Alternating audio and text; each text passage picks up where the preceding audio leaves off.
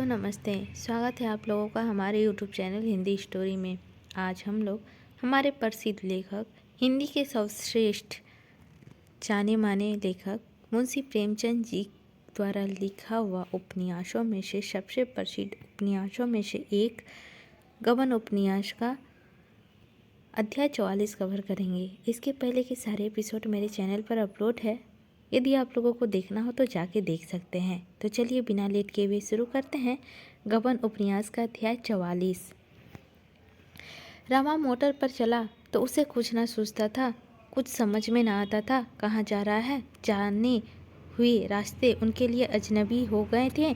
उसे जलपा पर क्रोध न था, जरा भी ना। जग्गू पर भी उसे क्रोध न आया था। क्रोध था अपनी दुर्बलताओं पर, अपनी स्वार्थ लोभता पर, अपनी कायरता पर। पुलिस के वातावरण में उसका अचन्य ज्ञान भ्रष्ट हो गया था। वह कितना बड़ा अन्याय करने जा रहा था उसका उसे केवल उस दिन ख्याल आया था जब जलपा ने समझाया था। फिर यह शंका मन में उठी ही नहीं। अफसरों की बड़ी बड़ी आशंकाएं बांधकर उसे बहला रखा। वह कहते, अजी बीबी को कुछ फिक्र ना करो, जिस वक्त तुम एक जड़ाऊ हार लेकर पहुंचोगे और रुपए की थैली नज़र में दोगे, बेगम साहब का सारा गुस्सा भाग जाएगा। अपने सूबे में किसी अच्छी सी जगह पर पहुंच जाओगे, आराम से जिंदगी कटेगी। कैसा गुस्सा, इसकी कितनी ही आंखें देखी मिसालें दी है। रामा चक्कर में फंस गया। फिर उसे जलपा के मिलने का अवसर ही ना मिला। पुलिस का रंग जमाता गया। आज वह जड़ाऊ हार जेब में रखे जलपा को अपनी विजय की खुशखबरी देने गया था। वह जानता था कि जलपा पहले कुछ नाक भू सिकुड़ेगी, पर यह भी जानता था कि यह हार देखकर वह जरूर खुश हो जाएगी। कल ही संयुक्त प्रांत के होम सेक्रेटरी का नाम कमिश्नर पुलिस का पत्र उसे मिल जाएगा। 2-4 दिन यहाँ खूब सैर करके घर की राह लेगा। देवीदीन और जग्गू को भी वह अपने साथ ले जाना चाहता था। उनका अजी बीबी का कुछ फिक्र ना करो, जिस वक्त तुम एक जड़ाऊ हार लेकर पहुंचोगे तो रुपए की थैली नजर कर देगी दोगे, बेगम साहब का सारा गुस्सा भाग जाएगा। अपने सूबे में किसी अच्छी सी जगह पर पहुंच जाओगे, आराम से जिंदगी कटेगी। कैसा गुस्सा कि इसकी कितनी ही आंखों देखी मिसालें दी गई। रामा चक्कर में फंस गया। फिर उसे जलपा से मिलने का अवसर ही ना मिला।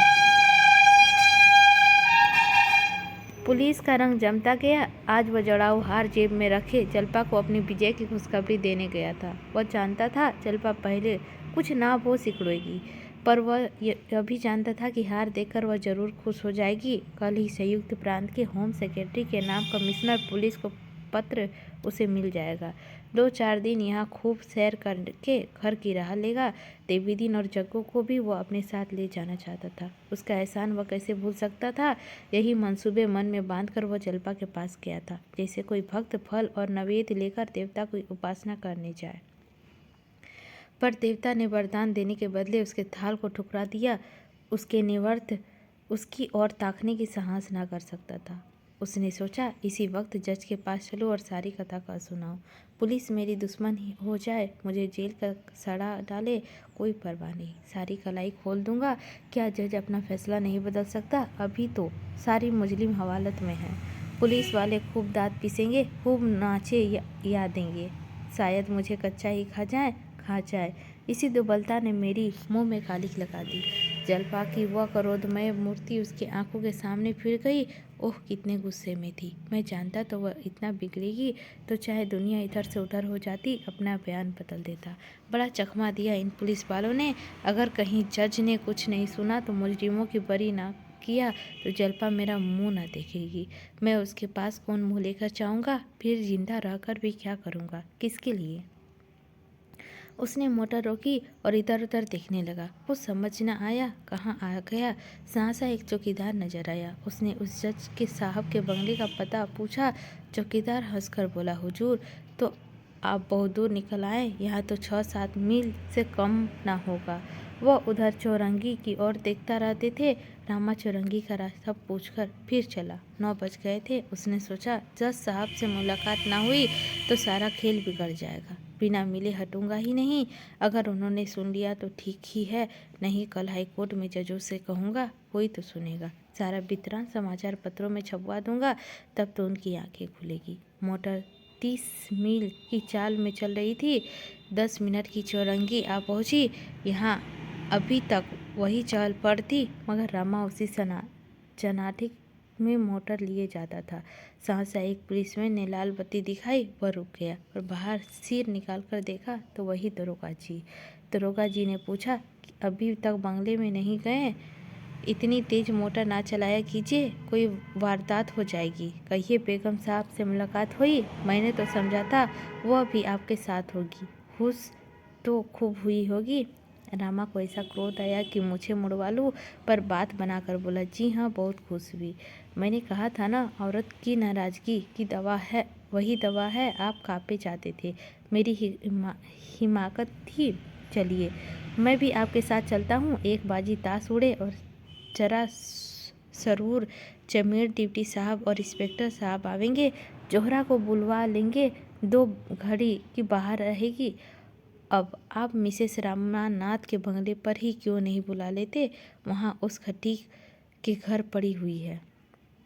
रामा ने कहा, अभी तो मुझे एक ज़रूरत से दूसरी तरफ जाना है।